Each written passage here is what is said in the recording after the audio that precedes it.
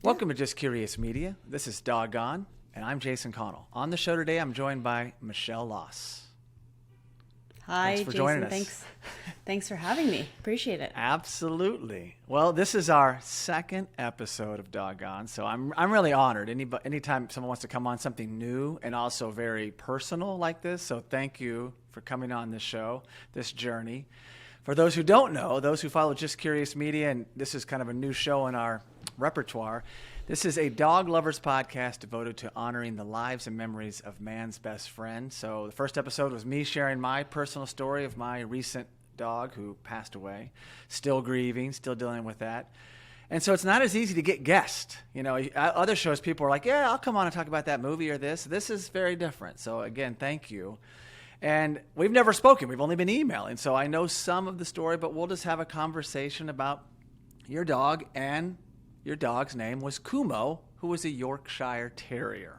Yes. And I love the name. I love the breed. I'm going to bring up some photos here behind me that you just sent me, which is adorable, by the way. These are so cute. Here's Kumo. Look at this guy, a male. Oh, I love this one. He's all ready for the car. Like the car ride. Yeah, and then this is like the showstopper right here. So good. The post-grooming. Yeah, is that what that was? Yeah. Well, before we get into Kumo, to know a little bit more about you, I looked at your website, which I guess is Las is the last name, laswellhealth.com. Correct. And to find out that you're a national board certified health and wellness coach and functional medicine certified health coach. And I love that you wrote this as well on one of your Facebooks or social media. I help people finally find their own path to feeling good, aging well, and finding balance and confidence. Yeah. Wow. Incredible mission that you're on, Michelle. And then to hear, as I learned more, as I read more about you, how this kind of came as a second career path, and maybe just more backstory on you, and then we can kind of get caught up on how Kumo came into your life. Yeah, no, thanks for having me. You know, it's interesting how we even got introduced, right, from a former colleague of mine. And I had a long career as a legal recruiting director at a law firm in New York City. So very corporate, a law firm, and a long career. And long story short, I was married, no children. And at 43, the day after my 43rd birthday, my husband passed away suddenly the next morning. And, obviously that, we're talking about loss and grieving. And that obviously was a big loss and a trauma for me at that time. And, of course, you go through the motions of trying to manage those emotions, trying to deal with the shock. You return to work and you have to do your job and you go through, the motions of dealing with that after the fact. But honestly, after about a year of going back to work, I realized that I didn't really enjoy what I was doing anymore. And I think because of the sudden loss of my husband, it made me realize that there were other things in life that I really wanted to pursue that I wasn't getting a chance to do because I was working in that job. So, I think that in that pursuit of finding something else, I decided to leave the law firm life and then kind of almost find myself again, for lack of a better word. And then the pandemic hit. And so I had actually left my job in the middle of the first year of the pandemic. And then, after that, I had nowhere to go. I was home alone. I had been meaning to travel. I was going to do this, eat, pray, love trip and, visit friends, go travel by myself. And obviously we were all sort of stuck at home, a bit scared to kind of go out there and do certain things, and we were prohibited to. So it gave me the opportunity, honestly, to focus on things that I was ignoring. Focus on eating better, moving more, getting back to taking care of myself in a more thoughtful way. And in doing that, I realized that I wanted to pursue health coaching as a next career. So I used the pandemic, honestly, as an opportunity to pivot and go back to school, get my certification. And then I decided to launch a business last year.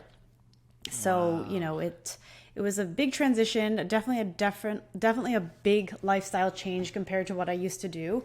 New York City law firm life is very different than being an entrepreneur and a health coach. So that's incredible. Wow. Well, first, I'm sorry for your loss. When I read that and heard it, and our mutual friend who is my girlfriend, Sophia, introduced us, and she told me a little bit, and I was like, oh my gosh, this is just a story of a dog loss. It's even greater than that. And but you used it as a transition. I think, wasn't it even the day before your 11th wedding anniversary? Is that correct? Yeah. Yes. Yes, it was. I mean, so now the end of July for me is I can now say it's bittersweet. So it's my birthday. The day after is the day Patrick passed away, and then the day after that is our anniversary. Yeah.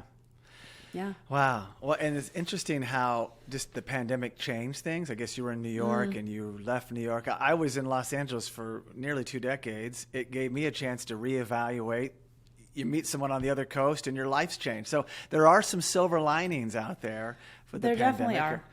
And sometimes, it's good to try out a different life. I mean, you were throwing a complete curveball, and you'll never recover, but you've pivoted, and helping others is just incredible.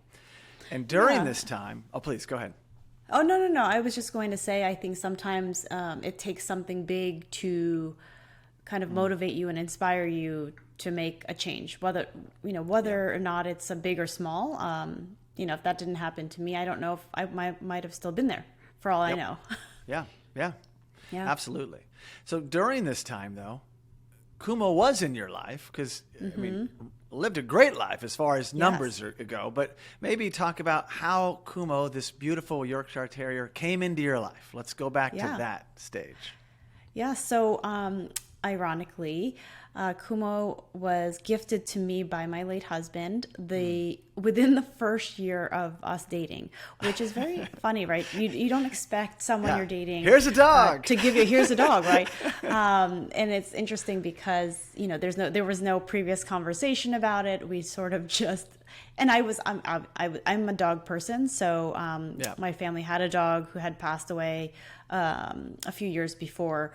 So, he knew that, but giving someone a dog as a present without previous conversation is a big deal. So it was a Christmas gift, the second Christmas we were dating, but he had told me about it in October, and that's sort of, a few weeks after he told me, we picked him up. So I met Kumo when he was about, we picked him up from a breeder. He was about 8 to 10 weeks old. Yeah. I had him since then, and I mean, he's such a very sweet dog. I think, sometimes people have this impression of Yorkies. They say like, oh, they're so yappy. They're exactly. They're very loud. They're yappy. And he was not your typical Yorkie. He was very calm, very sweet, very obedient, and he was just a quiet, sweet dog. So, and he had a long life. I mean, he lived he was just shy of his 17th birthday, which is unbelievable. Wild. It's never enough, though. It's never enough. Right. But for dogs, it's a really good. It's like a cat life. But on that, to his name. So before we go too far, but I love the name because I always, when I have a dog, and I've had 2 as an adult, Brody and Nico Las. But you're going to say a name a million times. So it better be fun. It better be catchy, fun to say. Kumo's great, but is it short for anything? But I also looked up. It's a Japanese word meaning both cloud and spider. Was that at play or? No, so it's funny. I'm Filipino. My late husband was Chinese, and I was thinking about food. Is there a Filipino food that I could name him after? And we thought of these different words, and just nothing sounded right. And I have no idea where Kumo came from. And then we found out later that Kumo meant little cloud in Japanese. Yeah. So I'm like, okay, well, that's great. That's his name. But for some reason, it stuck, and we used it. But it honestly didn't. We tried to have meaning, interspersed into his name, but it just didn't work out. But he was Kumo. He owned it. Yeah, exactly. And he was 13 pounds. Here he is again, fresh from the groomers right here. So tiny. So this guy could travel, not just in a car. Do you take him on airplanes and things like that? I did not. No, he was definitely a homebody. It's like one of these things when you have a dog, right? They tell you all the things that you're supposed to do. Like you're supposed to crate train them. You're supposed to socialize them. He was not. He was definitely a homebody. He wasn't socialized. So he was definitely fearful of other dogs. And we didn't take him to travel. And fortunately, my parents lived nearby, so he spent a lot of time with them. Okay. And actually, the grandparents. Hey. The grandparents, right? So there was, when we had moved, my parents retired, but when they retired, we actually had him stay with them for several years, just because. Oh wow! For us, I think the thought behind it was, they're always home. They have a big backyard, and then we are gone, 9 to 10, 11 hours of the day. Yeah. It felt more fair. Although, it's our dog. It's like you have the kids and you dump them at the grandparents' house. He's been there for a while. Yeah, we got to get him back. Yeah. Oh, that's good to have though. He had the best of both worlds. He had the big yard and everything and extra love. Well, back to your point, I meant to say, I see this in movies and commercials where it's like, hey, here's a dog. It's like, or a pet. You don't just give someone that, it comes with a ton of responsibility. And I just wanted to ask, were you living together at that point in time? Or no. did Patrick and that's say, the other here funny, you go. Yeah. Okay. That was the other ironic part of it, right? Because at the time, there was a time in, I think it was my mid-20s, I was living with my parents. And at that time, when he gifted me the dog and we had started dating, I was living with my parents. So this dog, they're like, it's funny. It's like, you don't just give it to the dog. Everybody. You just don't give it to the person. Everybody gets the dog. So, in that, it's sort of like now it became, the family dog.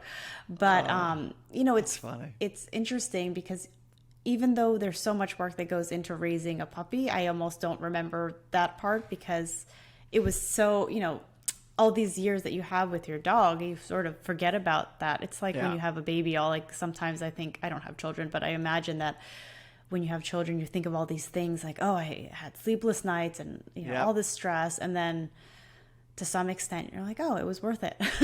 Yep. Or not. Absolutely. Well, he lived almost be 17, so they grow up fast. 6 months, 7 months, 8 months, and so he was born, just to be exact here, to be precise, October 25th, 2003. Mm-hmm. Awesome.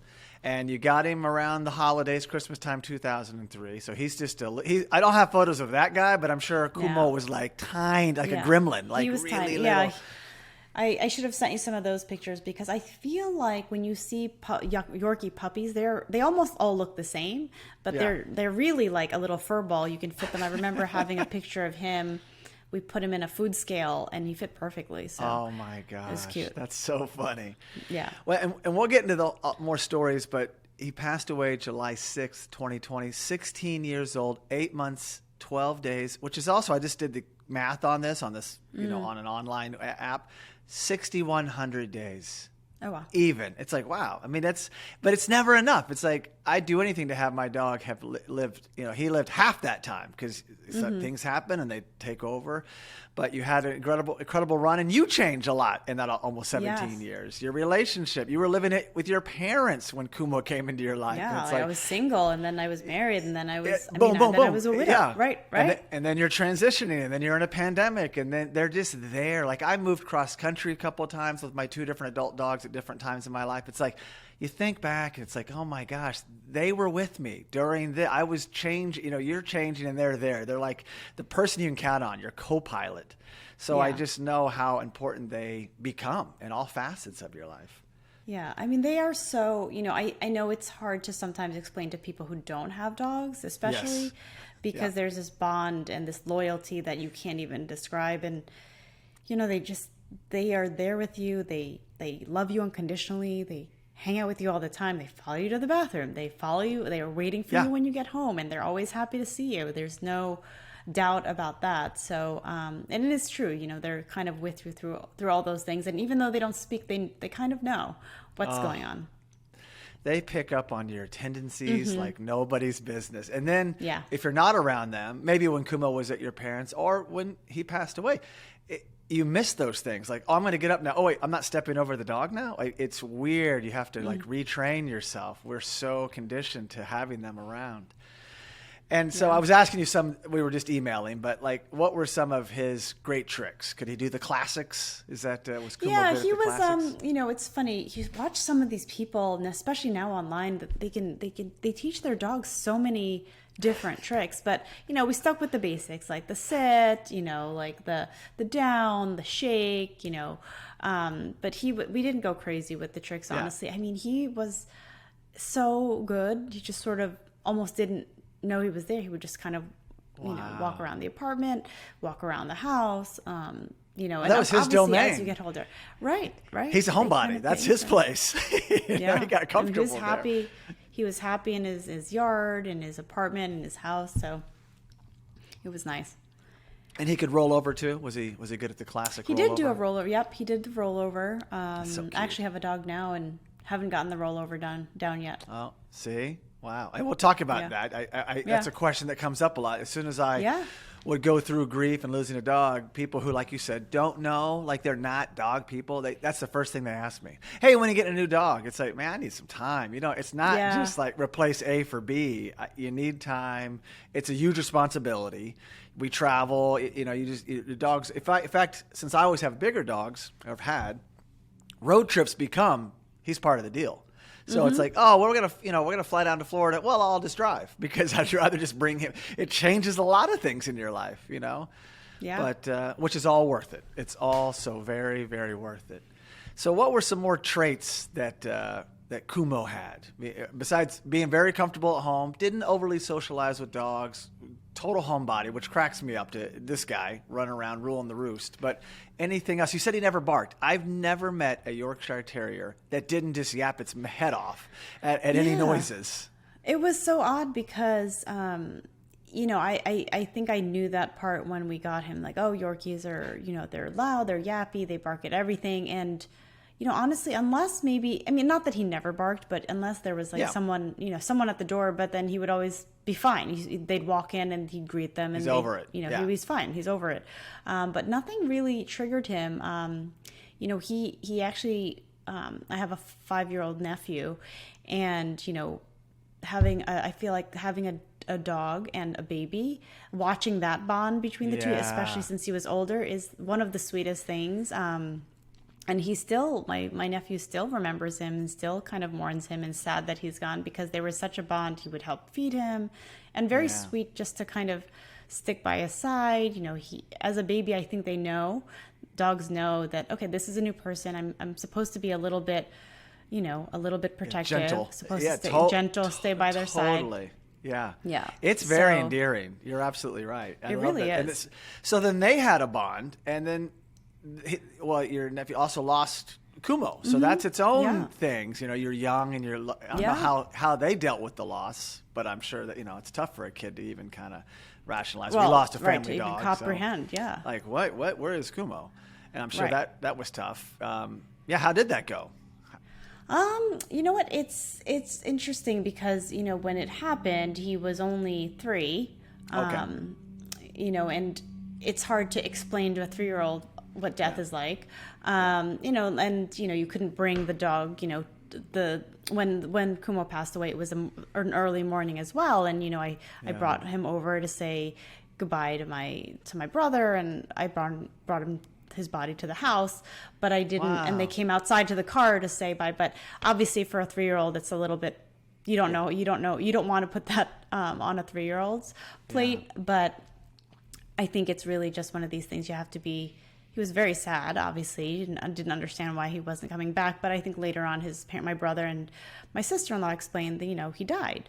And unfortunately for this my nephew, he has been exposed to death. My late husband had passed a couple of years before. He was so young and didn't remember, but he understands that someone who used to be here is no longer here. So, in that, I think he realizes that, he's somewhere better. He's not coming back, but they still have that bond. And I actually, I have to find it, but I remember several years ago, I had, as a gift to my late husband, I had found this site that makes, and you might be familiar with it. It's a site that makes replica, like stuffed animals, but replicas of your dog. And I got one. You did? Several years ago. And, you work with the designer if something's off. Like, for example, I had worked with this person and I said, oh, the eyes are off. Can you tweak it a little bit? And honestly, I should send you a picture separately. Yes. They got it spot on. And now I gave that little stuffed animal to my nephew, and he keeps it in his bedroom on the shelf. And it's the cutest thing. That's amazing. I've heard about it. And he calls him Baby Kumo. Baby Kumo. Yeah, it's That's cute. an incredible thing. I've seen like other things, like they memorialize like a 3D kind of thing now that they have out there. But that's great, and great for a kid at that. Yeah, to have, yeah. what a great way to honor the memory. Well, also you just said he was such, and you use all caps here. I like that. Such a good pup. And he just looks like it, and that's great. It doesn't look like a pain. He was always there, and which is amazing. And then I asked for a couple stories, and I love this one, how he loved napping next to the both of you, which was great. Yeah. He was a napper, a cuddler. I'm assuming a 13-pound dog probably sleeps in your bed. I don't know how that works. Yeah. So I always he have did huge sleep. dogs. He was he was a bed sleeper up until the very the last couple years. He actually tore his, I don't think dogs have ACLs, but a doggy ACL, he tore it. Yep. Honestly, a month before my late husband had passed. And and so after, and dogs are resilient, as you know this. When they get hurt and things happen, they bounce back. He went through, he went through PT, hydro. It was actually, to be honest, a good distraction for me too, kind of helping to take care of him, and helping him rehab after, and he was able to run, after the fact. I mean, obviously it took time, but after that incident, he was sleeping by the foot of the bed on the floor at that point. No more jumping up in the bed. I'm not sleeping. I'm not getting up there anymore. Yeah. Well, and you had mentioned he was relatively healthy until, minus the ACL tear, but until the last month, right? So, he lives this great life. He's nearing 17, but then what? Does something started to, rapid weight loss? Was that what it was? Or so, he started having some bouts of incontinence. So, he couldn't hold his urine. So we could, there's not a picture, but we got one of those doggy diapers, right? We noticed that he was having more accidents. So, and honestly, his demeanor was fine. His appetite was fine. It was just having these accidents. And that was happening probably several months before, but the doctor, the vet said he was probably it's old age. It could have been a pancreatic issue, but there were no other major symptoms to, you don't want to necessarily just go in and operate on a dog at that age if you don't have to, right? So then, started realizing a couple months, and maybe hopefully my memory is better than I'm giving it, but a couple months towards the end, we noticed he really started losing weight quickly. And I have a picture actually that I looked at. I'm like, wow. I took it from the top, and his profile, you look at this, their profile, and it was very thin. And then honestly, my like I said, my dog was living with my parents for a while. Usually, honestly, more so the last half, if not of his life. And I had spent the weekend with family, and it was in the middle of the summer. Yeah. And we had a great weekend. He was in the kiddie pool with my nephew. Probably hated it because dogs hate water. Yeah. Just being sweet. Well, and, some dogs do. Some dogs. True. Very true. Some dogs like water. Some dogs hated it. But he was sitting there. And then I got a call from my dad. I think it was a Monday morning. And he said, Kumo died. So basically what he said is, as usual, you open the back door to let him out, and he just sat, and then he just lay down, and that was it. And I think it was 2 years to the month that my husband had passed away. So the 2-year death anniversary would have been later that month, and to some extent, I actually felt okay with that. Like, obviously I was really sad. It was sudden because it came out of nowhere also. I mean, he was definitely showing his age those last couple months, but just having, no signs of anything else, and just, passing away that morning, I feel like, to me, it was his way of saying, okay, I had my long life, I'm done, I'm going to join my dad, Yeah, you had shared that, and I thought about that. Like, it eased it. It's hard. It's always hard. Yeah. But it eased it some, knowing around 2 years, yes, he's going to go be with Patrick, who helped bring him into your life. So, yeah, it's very it's symbiotic and a beautiful way to look at that. Yeah. And it's interesting how he passed away. It was not even, it's just how dogs are. My last dog wanted to go outside. We couldn't find him. Sometimes they just know, and they go off, and they want to save you the trouble, because I was at that point like, he's deteriorating. Do you make that call to put him down, which would bring extra guilt for me? And he's like, no, I'm tapping out. I'm really not good. And it's horrible, but it's interesting that Kumo did that too. Like, hey, yeah, this is the best of me. And they go off, with dignity. And they say goodbye, and I'm like honored that dogs can think that way. I know they are. They're very intuitive. They're very bright. They know us, and they know themselves better than we even can fathom. But that's really. So you saw him the day before. Is that right? The day before. Well, I was looking before this podcast. I was looking back at pictures, and we had a family day. My parents, my brother, his family at his house. Yeah. And it was, like, obviously beginning of July, so it was hot and humid, as, Northeast weather can be. Yeah. And then, and I have another picture. So I definitely saw him again that weekend, either the next day or the day after, and it happened. So it's almost like he had his time with his people, his family, and then he said, I'm tired. Yeah. Well, it was a July 4th celebration, I assume. Right. Yeah, I mean, it wasn't actually on July 4th, but it was a July 4th, weekend, long weekend that you guys we had a lot of family time, right? So it's almost like he waited to see everyone, and then I saw him right before. And honestly, I think it's hard for my parents, especially my dad. My dad was sort of his. I mean, I'm not gonna lie. I think my dad was probably his favorite person towards the end, because they spent a lot of quality time together. Yeah. Like, he would watch Jeopardy on the couch with him. He'd be by his feet. He would feed him hand feed him his apples at 9:00 at night. So, definitely a love dog. That's so cute. So yeah, he really bonded with your parents. Did they have another dog as well, or was it just Kumo running the house when he was over there? Yeah, no, just them. I think it's one of those things when this was a little bit before my brother had his children, so they had time just with themselves and the dog, and then he was the grandchild. He was the grandchild, right? The first grandchild, and then when my nephew and now niece came along, my parents started helping to take care of them. So then the dog, Kumo, got more exposure to little kids, which was nice because sometimes introducing dogs to children isn't always the easiest thing, and the transition isn't always the best. Absolutely. Well, would you like to, you don't have to, don't feel any need, but would you like to say something to Kumo here on this podcast? Oh, yes. I mean, I didn't necessarily think about something, but I just want him to know, I'm sure he does, that he was the best dog, very loved. I hope he's happy with his dad, because I just picture them kind of hanging out, hanging out in the backyard by the pool.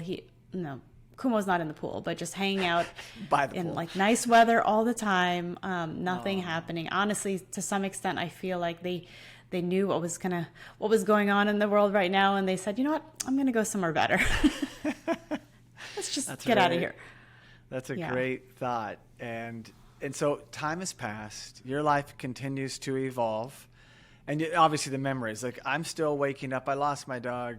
It was May of 2022.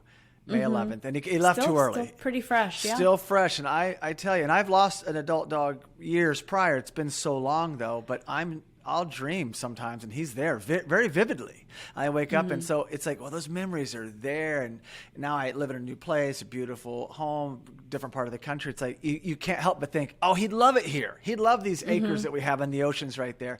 And I'm still going through that. I'm still grieving that. It has been long enough for me to think about next dog. But you mentioned earlier, you do have another dog. So at some point in time, it wasn't right away, I assume, you were open to the idea of having another dog in your life. And maybe talk about that a little bit. Yeah, I mean, it's interesting, right? Because I was with Patrick for almost, it was like 15, 16 years. Yeah. So, and we were married for almost 11. So, he was obviously a big part of my adult life, and Kumo was a big part of my adult life. And there's a lot of love and memories there. And, interestingly enough, during the beginning of the pandemic, I ended up meeting someone. And, before this call, we were talking about how the pandemic had some silver linings. I ended up meeting someone. We started dating. We're still together, and things are going well. And, that's great. You move forward in your life. Thank you. You move forward in your life, and it doesn't mean that you forget about, your past or your memories, or you just stop talking about it. It's part of you. Yep. So, it's interesting too, because Michael is the man I'm with now, my partner, and he never got to meet Kumo. But when we were talking, it was when he died, actually, when Kumo died, it was around the time we started talking. So it was, and I had sent him a picture of him with his little doggy diaper and everything, which is, and I said, I was like, oh, I'd like you to meet him someday. And, now that I think about it, I wonder if it's like one of these, like, it's almost like, okay, he knew that there was like a new transition or a new sort of chapter in my life coming along. Right. Yeah. In a way. And, something I never really thought of that way before.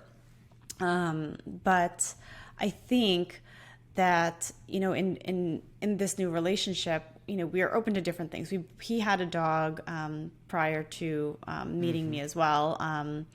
He's divorced, and he I guess gave up the dog when he got divorced. And then, he knew about, and I said, oh my gosh, like that must have been one of the hardest parts. That's heartbreaking to hear that part. I know. Oh my God. That's even worse than the breakup. It's like, it made me sad because like to think about how close we are and how bonded we are to our dogs. Not to put any, price tag or like emphasis on like a relationship or a marriage ending, but it's different. So then, we started dating, and now obviously it's more than 2 years later. Last year, we had been talking about a dog, and, we said, well, maybe we should just pull the trigger. And, we decided to get a dog together. And now we got the dog about 10 weeks old or so. And now he's going to be a year next week, actually. Wow. What kind of dog? Is it a Yorkie? No, it's a dachshund. Okay. And, we did not do, we, personally speaking, we said we both like dachshunds. And honestly, ironically, my late husband grew up with a dachshund. Oh my gosh. So it's interesting. But, I never had a dachshund. Michael never had a dachshund. And we liked them. I mean, we were throwing around breed ideas. And, we were in for a surprise. You hear about all the stereotypical dachshund traits. He has them all. Oh, he got them all. He's got them all. He's stubborn. He follows you. He's very needy, very loyal, very sweet, but really only likes us and our dog walker. That's it. And he barks a lot. All breeds are different. Dogs have different personalities, tendencies. Well, what's the dog's name? I just got to know. His name is Otto. Otto, love it. Another great name. Say it a lot. Well, lastly, on Michael's previous dog, I also feel for the dog losing Michael. Yeah. Like he's that bond is like that hurts. Like, but where I get did he it. Go? Yeah, where'd that guy go? But I've been there. I've had relationships in the past with a previous dog, and although there was some visitation, but a complete cutoff. And it's our lives. It's interesting how parallel they are. When Sophia, my partner, came into my life, I brought my great dog, and to see that was like a deal breaker. Are they gonna bond? Are they gonna get along, right? And they hit it off, and they have their own like love for each other, and it meant the world to me. And then now we're at that. It's huge. It's everything. It is a deal breaker. If it's like, I can handle that dog. Well, that dog's not going anywhere when we're in our infant stage of talking. But it was magical. And then here we are, not long enough, but down the road, at some point down the road, I see another dog in our lives. And we've even got like a book from the library, like all the breeds, just kind of doing your homework, what you're comfortable with, like probably like what you guys did. And landed on your Dotson. So wow, that's wonderful. And there maybe there wouldn't be an Otto if there wasn't a Kumo, right? Like they kind of just come to your life, change you, rewire you, and now the next phase of your life. But it's really, I definitely really feel beautiful. that the circumstances and sort of situations and experiences you have shape you and change you. And if you either sort of, and I think also just with loss and just trauma generally, you either learn from it and grow, or you can let it kind of hold you back. And I think it's just a learning lesson, and there's always room for more, right? There's always room for more, love, more relationships, more dogs, whatever that may be. Absolutely. Do you encounter this? It just kind of hit me to ask you, being a life coach, do you run into people that are dealing with this specific thing, losing a dog? Or is it just that doesn't come up? There's a lot of things going on, bigger issues, or...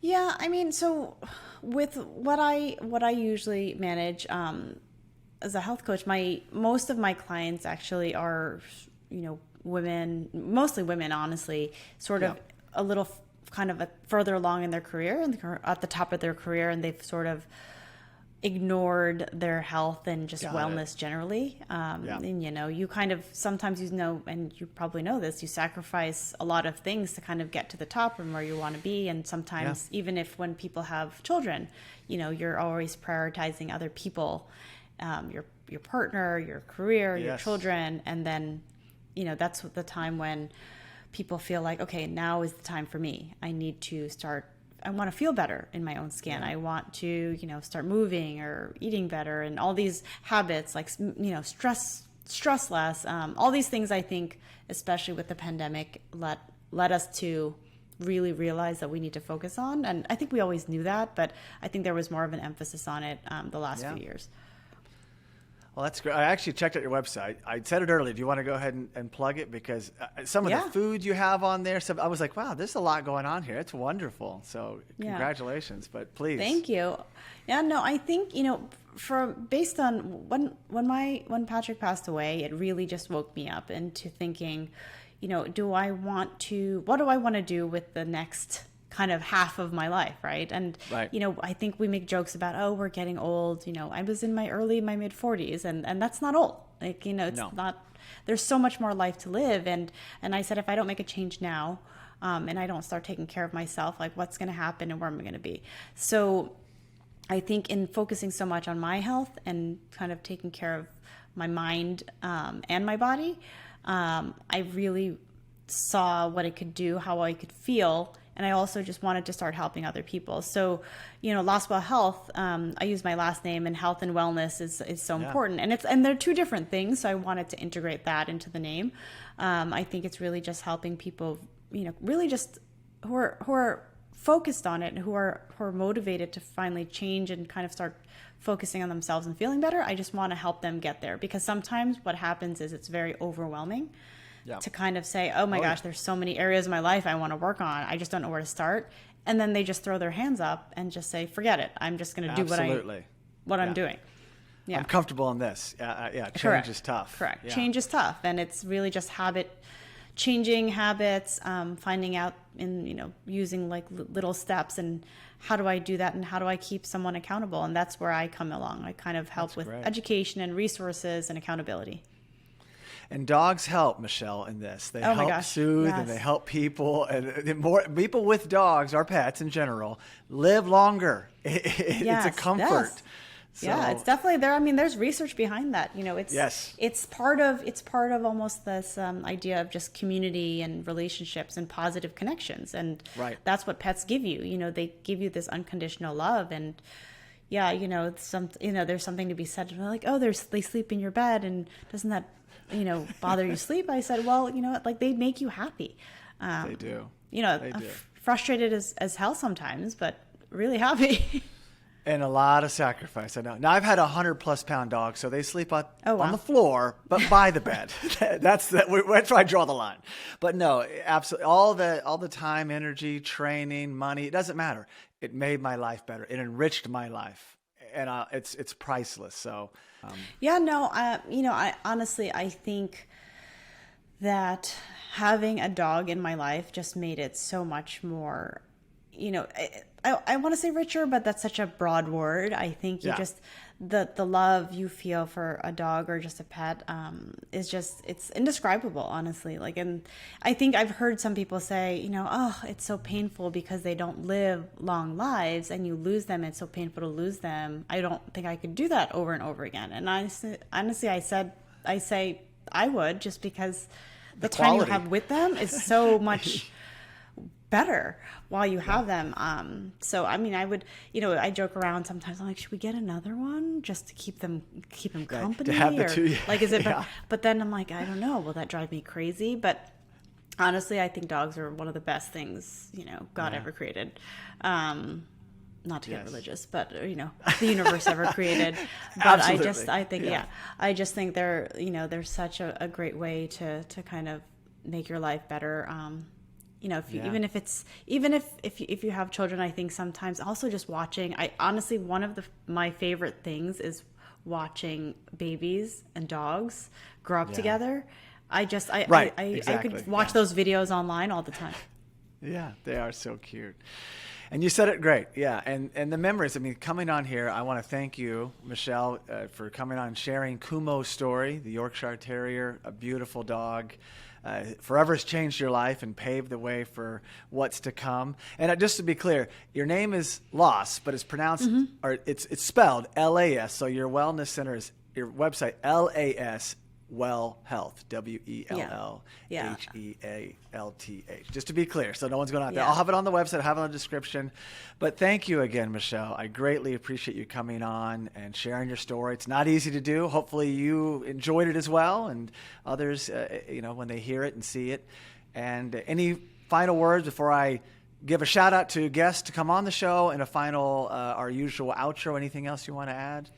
Yeah, no, I just wanted to say thank you. I mean, I think it's interesting because when I heard the topic of the podcast, I said, so that's interesting. I've never heard of a podcast like that before. But, you know, for people who really appreciate dogs and understand and just go through the losses that they have, I think it's a great way to just put stories out there, because they make you grow in different ways. And I think it's just a blessing.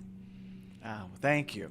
We're still figuring it out here. It was when I launched Just Curious Media, Doggone popped in my head, and I still had a dog. I had lost a dog years prior, and I was like, you know what's funny? That I tell my very deep friends in LA who weren't dog people, or if they even are, it's almost like taboo to hey, here's how I'm feeling. Like, you don't just overly share those things. Maybe close, your super tight circle. I was like, it shouldn't be that way. We should celebrate the life of our dogs, because they're not just replaceable. Even if I get another one in my life, I'll never replace what I've had. So it's I wanted to create a forum, and we're still figuring it out, but I think it's already working. I'm able to talk to people, it's a great share. Thing. So it's all winning. So thank you again, Michelle. And any other guest that wants to come on and share your story, please contact us. We definitely need more guests to keep this show running. And this is our final sign off, Michelle, so I'll be quick. But thank you so much for listening, and please be sure to subscribe to the Doggone Podcast and the Doggone YouTube Live channel. You can also really help us by giving the show a 5-star rating on Apple Podcast. Very important.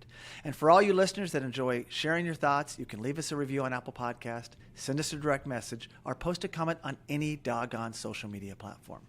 We also highly recommend checking out our other podcasts and visiting justcuriousmedia.com.